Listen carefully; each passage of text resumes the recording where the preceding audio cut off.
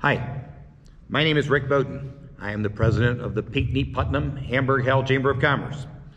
And before every election with contested races, we always have a candidate forum. And that's what we're doing tonight. This is being filmed on July 20th. And then we will also be doing one of these for the general election. So we're doing this for any contested races. Well, we've done two segments already. We've done Putnam Township trustees and Hamburg Township trustees.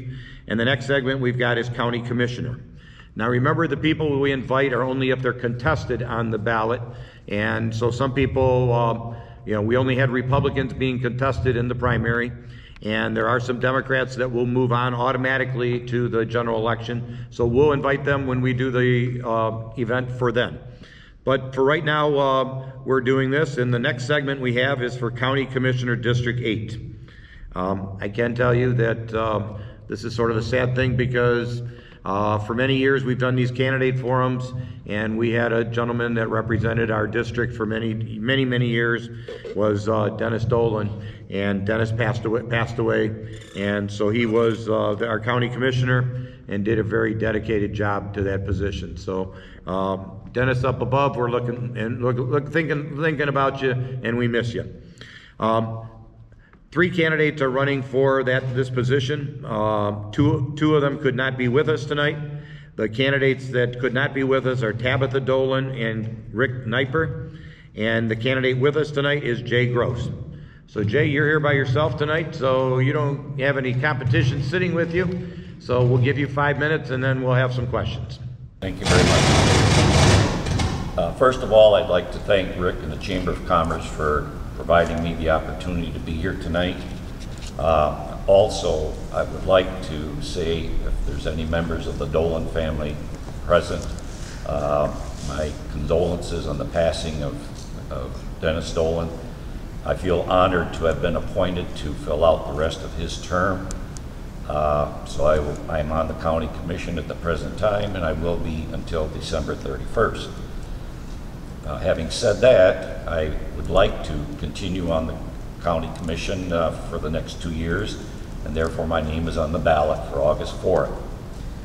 I was appointed, as I mentioned, to fill the seat of Dennis Dolan. And when I was appointed, I come into this as a raw rookie, if you will. I have not been involved in politics previously in my life. But I was approached by friends and asked if I had an interest, and I thought, that's something I think I can do. So I've been on the board since the end of April, and I've learned a lot, and it's an amazing job. And the thing that I like the best about it is that I can bring to the board the benefit of my years of work experience. I have a Bachelor of Science degree in Business Administration. I worked for General Motors and EDS for over 30 years, all in financial accounting areas. So I've got a very strong background in financial areas, particularly in budgeting and performance monitoring and reporting. And I feel those are very strong assets that I bring to the Board of Commissioners.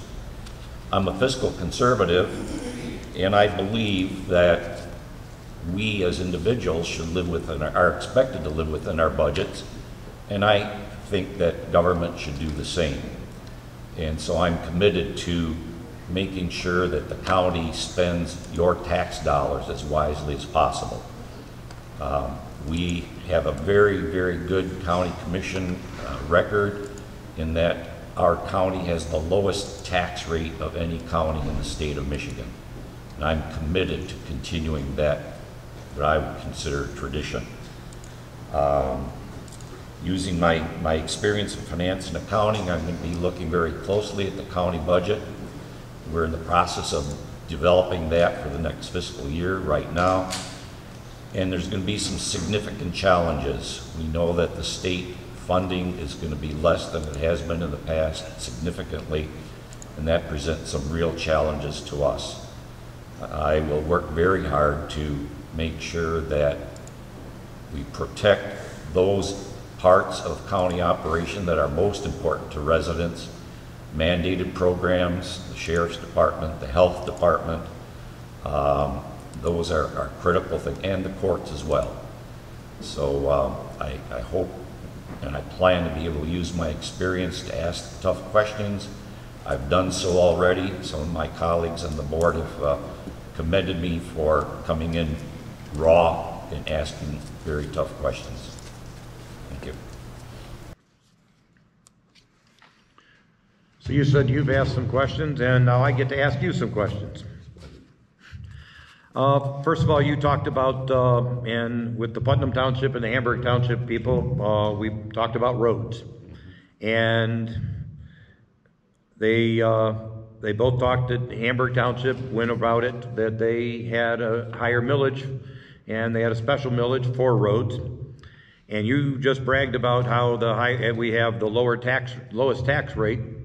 Should our tax rate be included, it should be increased a little bit so that we spend a little bit more money on roads so that we fix them all over Livingston County instead of having townships having to worry about their specific areas? That's a good question. Thank you very much. The answer to that, unfortunately, is not one that many people are going to like to hear. Livingston County as an entity has no responsibility for roads in terms of the funding. The Road Commission is part of Livingston County, but every dollar of their budget comes from the state, comes from gasoline tax revenues and other fuel-related revenues. Livingston County as an entity does not put any money into the Road Commission. So as much as I would like to be in a position to say, yeah, well, I'm on the board, I'll do what I can to help the townships with the road issues, there's literally nothing that I or any of the commissioners can do. Next is, there's a lot of talk in the news today about funding of police protection. So tell me what you think about support and funding of the Sheriff Department and what should be done, what they've been doing with their money, and what other support they should or should not have. Regarding the County Sheriff's Department, our Sheriff Mike Murphy has been doing a truly wonderful job with the resources that he has. During the late spring, we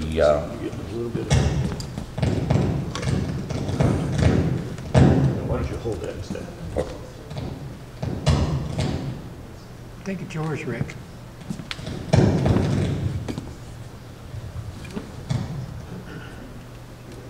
Can't see it. Okay, try it now with mine off. Yeah, it says mine. Just leave it. Okay, try it. Okay, we're talking about the Sheriff's Department. Mike Murphy does a wonderful job, and I've met him a couple of times, and I'm truly impressed with the way he operates the Sheriff's Department. And when it gets down to brass tacks of working on the budget for next year, I will do everything I can to make sure that Mike and his department have the dollars they need to keep the whole county safe. I have to commend him, since I've been on the board, that he has given board commissioners heads up when he finds out that there's protests in Howell or Brighton, and he deploys his men and women to make sure that things don't get out of hand, as we've seen in other parts of the country. So one of my priorities is to make sure that the Sheriff's Department gets the funding that it needs. Having said that, I have to say that already this spring, the county has instituted a hiring freeze and asked all departments to trim funds from their budgets. And the sheriff did that, as well as other departments. And we are all facing the possibility that there might be more budget cuts for this fiscal year. That'll be a real challenge for all of us. We mentioned Dennis Dolan, and one of his passions and something he talked about every time I saw him was his support of Meals on Wheels. And Dennis's goal is to, or was to, have a permanent home for Meals on Wheels, because even though this is Livingston County, it is surprising how many people, and we do have a population of seniors, that Meals on Wheels and how much of a support program that is. And for many people, that's their food that they get that day, so that's delivered. So what do you anticipate, and what goals would you have to support the Meals on Wheels program? It's ironic that you asked that question. Just about a month ago, we had a presentation from the people who operate at the current Meals on Wheels program. And they are housed up in the old Heartland High School buildings. And they have a very, very small area for their offices, their kitchen, their storage. They're operating under 750 square feet. And during this COVID pandemic, the numbers of people getting meals through their program has doubled or tripled. And they are stretched to the max in trying to provide meals for those folks that need it. And so they've approached the county for help to pull together a request for a grant, which would enable them to build their own facility. And they have a site in mind for that. One problem that we've encountered, and this is something that's been shared with me by the other commissioners, is that right now, over half of the people that are serviced by our Meals on Wheels program live in Oakland County.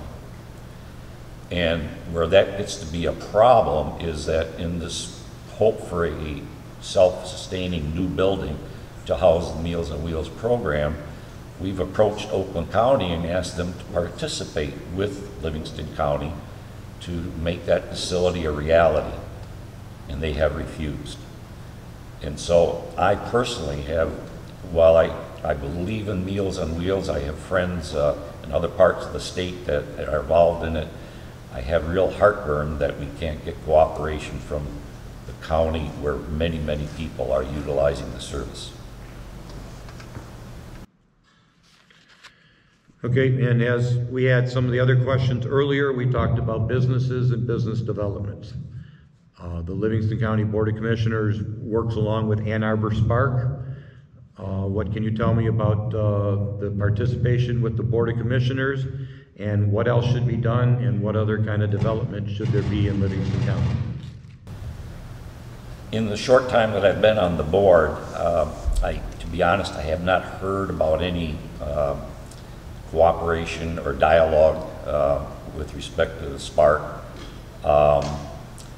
And I believe that as a member of the Board of Commissioners, we are open to discussing the plans, the hopes for that. But it's probably going to boil down to a question of funding. And as I mentioned earlier, we're looking at a situation where the county's funds from the state we anticipate will be drastically reduced.